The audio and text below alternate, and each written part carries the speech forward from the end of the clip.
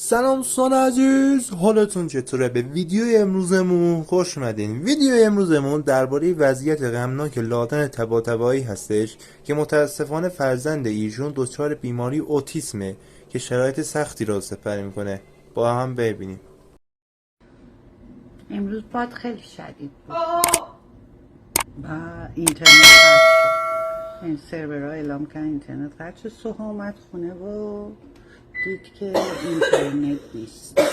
من با گوشی خودم براش چیز کردم، هاتسپات کردم که بتونه داشته باشه، ولی قبول نکرد. اینترنت رو یعنی میره توی چیز اینترنت که اینترنت رو داشته باشه. چرا اینترنت نداریم؟ با بلوتوث قبول نبود.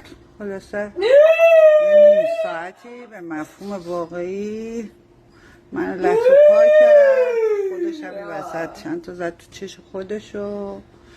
الان داره گریه میکنه چون که من گوشیشو، کنترلای تلویزیونشو برداشتم و گفتم کلا اینترنت نداریم دیگه. قیافشو الان داره زار زار گریه میکنه. هر دفعه بعد تنترم همینجوریه. پدرم چند وقت اخیر نمیدونم چرا